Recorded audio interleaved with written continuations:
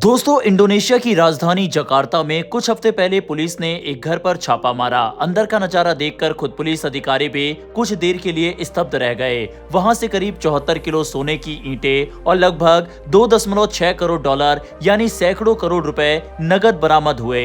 लेकिन इस पूरी घटना में सबसे चौंकाने वाली बात सिर्फ सोना या पैसा नहीं था। असली हैरानी इस बात की थी कि ये घर इंडोनेशिया के एक ऐसे वरिष्ठ अधिकारी का निकला जिसकी जिम्मेदारी ही भ्रष्टाचार और काले धन पर लगाम लगाना था। यानी जिस व्यक्ति पर सिस्टम को साफ रखने की जिम्मेदारी थी, उसी के घर में इतनी बड़ी मात्रा में अवैध संपत्ति मिलने के आरोप ने पूरे देश को हिला दिया। अब आप इसे एक साधारण भ्रष्टाचार का मामला समझ सकते हैं, लेकिन कहानी इससे कहीं बड़ी है, क्योंकि इसी समय इंडोनेशिया की अर्थव्यवस्था कई दबावों से गुजर रही थी। देश की मुद्रा रुपया अपने ऐतिहासिक निचले स्तरों के करीब पहुंच चुकी थी। शेयर बाजार में तेज गिरावट देखी जा रही थी और विदेशी निवेश लगातार बाहर जा रहा था। और सबसे दिलचस्प विरोधाभास ये था कि आधिकारिक आंकड़ों के अनुसार इंडोनेशिया की अर्थव्यवस्था अभी भी लगभग 5% के दर से बढ़ रही थी। तो सवाल उठता है, अगर ग्रोथ इतनी मजबूत है तो फिर निवेशक अपना पैसा देश से बाहर क्यों निकाल रहे हैं? इस सवाल को समझने के लिए पहले इंडोनेशिया की आर्थिक यात्रा को समझना जरूरी है। पिछले 2 दशकों में यह देश एशिया की सबसे महत्वपूर्ण उभरती अर्थव्यवस्थाओं में से एक माना जाता रहा है। करीब 28 करोड़ की आबादी वाला ये देश दुनिया के सबसे बड़े जनसंख्या वाले देशों में शामिल है। इसकी सबसे बड़ी ताकत इसका युवा कार्यबल, विशाल घरेलू बाजार और प्राकृतिक संसाधनों की प्रचुरता है। इंडोनेशिया के पास कोयला, पाम ऑयल और विशेष रूप से निकेल जैसे महत्वपूर्ण खनिजों का बड़ा भंडार है। आज के समय में निकेल की वैश्विक मांग बहुत अधिक है, क्योंकि इसका उपयोग इलेक्ट्रिक वाहनों की बैटरी और आधुनिक ऊर्जा तकनीकों में होता है। लेकिन लंबे समय तक इंडोनेशिया की अर्थव्यवस्था एक पारंपरिक संसाधन निर्यात मॉडल पर आधारित रही। देश कच्चा माल निकाल कर बाहर बेचता था, जबकि उसका बड़ा मूल्यवर्धन दूसरे देशों में होता था। फिर 2020 के आसपास इंडोनेशिया ने एक बड़ा नीतिगत बदलाव किया। सरकार ने कच्चे निकेल के निर्यात पर प्रतिबंध लगा दिया। इसका उद्देश्य यह था कि विदेशी कंपनियां सिर्फ कच्चा माल ना खरीदे, बल्कि देश के भीतर ही प्रोसेसिंग और मैन्युफैक्चरिंग यूनिट्स स्थापित करें। शुरुआत में कई एक्सपर्ट्स को लगा कि इससे विदेशी निवेश घटेगा, लेकिन हुआ इसके उलट। इंडोनेशिया में बैटरी और मेटल प्रोसेसिंग सेक्टर में अरबों डॉलर का निवेश आने लगा। इसी नीति के कारण कुछ वर्षों तक इंडोनेशिया एक सफल और रणनीतिक रूप से मजबूत उभरती अर्थव्यवस्था के रूप में देखा गया। 1998 के एशियाई वित्तीय संकट ने इंडोनेशिया को गहरा झटका दिया था। उस अनुभव के बाद देश ने वित्तीय अनुशासन पर विशेष ध्यान दिया और बजट घाटे को जीडीपी के 3% के भीतर रखने का नियम लागू किया, जिसे लंबे समय तक काफी हद तक बनाए रखा गया। कागज पर देखें तो इंडोनेशिया की आर्थिक कहानी काफी मजबूत दिखाई देती है, लेकिन असली समस्या अब आंकड़ों से ज्यादा भरोसे की बनती जा रही थी।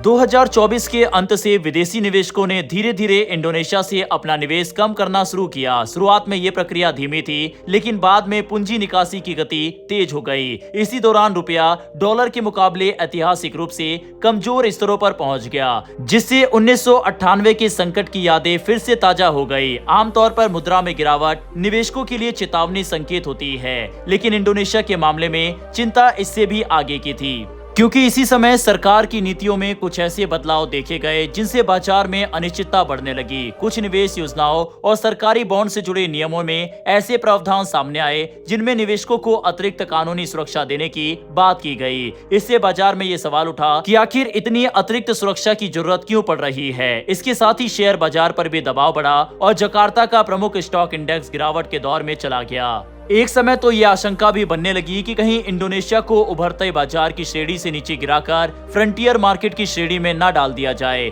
अगर ऐसा होता तो कई वैश्विक फंड अपने नियमों के कारण वहां से निवेश निकालने के लिए मजबूर हो जाते। इस पूरी स्थिति में एक और महत्वपूर्ण संकेत सामने आया।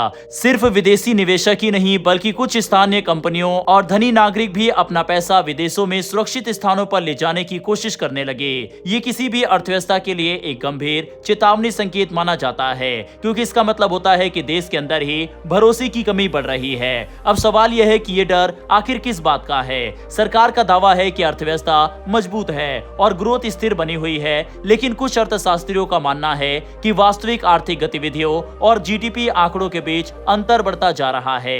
उदाहरण के लिए कुछ सेक्टरों में उत्पादन और मांग में सुस्ती देखी जा रही है, जबकि कुल जीडीपी ग्रोथ अभी भी मजबूत दिखाई दे रही है। इसके अलावा इन्वेंट्री यानी बिना बिके माल की स्थिति को लेकर भी सवाल उठे हैं। कई बार कंपनियों का उत्पादन जीडीपी में सकारात्मक योगदान दिखाता है, भले ही वह माल बाजार में पूरी तरह ना बिका हो। इसका मतलब ये नहीं है कि आंकड़े गलत है, लेकिन ये जरूर सवाल उठाता है कि क्या आर्थिक ग्रोथ आम लोगों की वास्तविक स्थिति को पूरी तरह दर्शा रही है। मध्यम वर्ग की स्थिति इस अंतर को और स्पष्ट करती है। कुछ साल पहले तक करोड़ों लोग मध्यम वर्ग में शामिल थे, लेकिन अब बड़ी संख्या में लोग एस्पायरिंग मिडिल क्लास की श्रेणी में आ गए हैं, यानी ऐसे लोग जो गरीबी से ऊपर तो हैं, लेकिन आर्थिक रूप से अभी भी असुरक्षित हैं। यही वह जगह है जहां आंकड़ों और वास्तविक जीवन के बीच दूरी दिखाई देती है। इस बीच राष्ट्रपति प्रोबावो सुबियांतो की आर्थिक नीतियां भी चर्चा में है। उन्होंने देश की आर्थिक वृद्धि को 8% तक ले जाने का महत्वाकांक्षी लक्ष्य रखा है। उनकी सरकार की प्रमुख योजनाओं में बच्चे और गर्भवती महिलाओं के लिए मुफ्त भोजन कार्यक्रम शामिल है, जिसका उद्देश्य दीर्घकाल में मानव संसाधन को मजबूत करना है। हालांकि इस योजना की सबसे बड़ी चुनौती इसकी लागत और वित्तीय दबाव है। जब पहले से ही मुद्रा कमजोर हो, बजट पर दबाव हो और राजस्व सीमित हो, तब बड़े सामाजिक कार्यक्रमों को तेजी से लागू करना वित्तीय संतुलन के लिए चुनौती बन सकता है। इसी दौरान वैश्विक स्तर पर तेल की कीमतों में भी बढ़ोतरी देखी गई, जिसका कारण भू राजनीतिक तनाव था। इंडोनेशिया एक बड़ा तेल आयातक देश है, इसीलिए इसका सीधा असर उसके बजट पर भी पड़ा। सरकार पहले से ही ईंधन सब्सिडी पर भारी खर्च कर रही थी और तेल की कीमत बढ़ने से ये बोझ और बढ़ गया। इस स्थिति में बजट घाटे को लेकर चिंताएं और गहरी हो गई।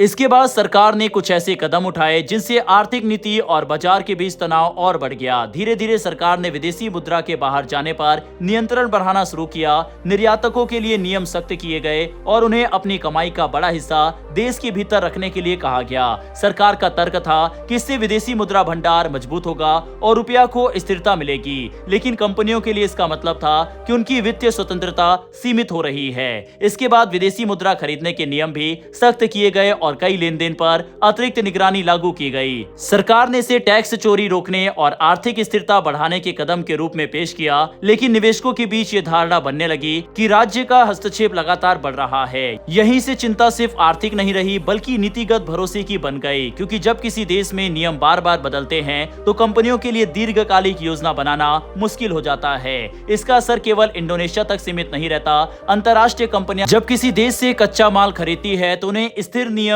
स्थिर मुद्रा और भरोसेमंद भुगतान प्रणाली की जरूरत होती है। अगर यह भरोसा कमजोर होता है तो कंपनियां अपने अनुबंधों की शर्तें बदलने लगती है, अधिक सुरक्षा मांगती है या वैकल्पिक बाजारों की ओर रुख करती है। यानी आर्थिक संकट अक्सर सीधे जीडीपी में नहीं दिखता, बल्कि व्यापारिक व्यवहार में पहले दिखाई देता है। हालांकि ये भी सच है कि इंडोनेशिया को पूरी तरह कमजोर अर्थव्यवस्था मान लेना अभी सही नहीं होगा।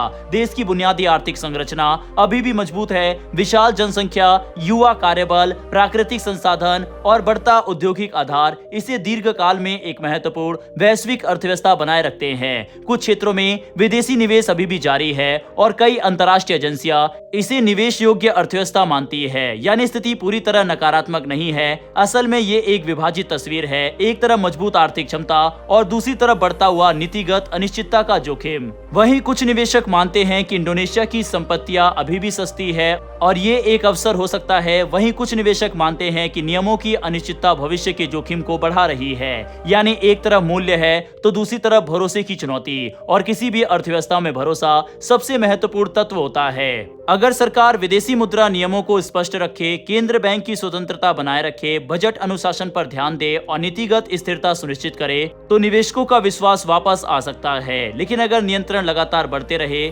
और नीतियां अस्थिर बनी रहे तो बाजार का भरोसा और कमजोर हो सकता है। अंत में सबसे महत्वपूर्ण बात यही है कि किसी भी देश की असली ताकत केवल उसके संसाधन या जीडीपी नहीं होते, बल्कि निवेशकों और नागरिकों का भरोसा होता है। और फिलहाल इंडोनेशिया की सबसे बड़ी चुनौती इसी भरोसे को बनाए रखने और पुनः स्थापित करने की है। अब सवाल आपसे है, क्या आपको लगता है कि इंडोनेशिया की ये स्थिति एक अस्थायी आर्थिक दबाव है या किसी बड़े दीर्घकालिक बदलाव का संकेत है? हालांकि इंडोनेशिया के उदाहरण से भारत को भी सीखने की जरूरत है और मार्केट में किस तरह से भरोसा बनाए रखना जरूरी है ये यहाँ से पता चलता है। बहरहाल इस तरह की डेली वीडियो के लिए नीचे दिए गए सब्सक्राइब बटन को प्रेस कर बेल आइकन को दबा लें। फिर मिलेंगे ऐसी एक नई वीडियो के साथ। धन्यवाद। जय हिंद, जय भारत।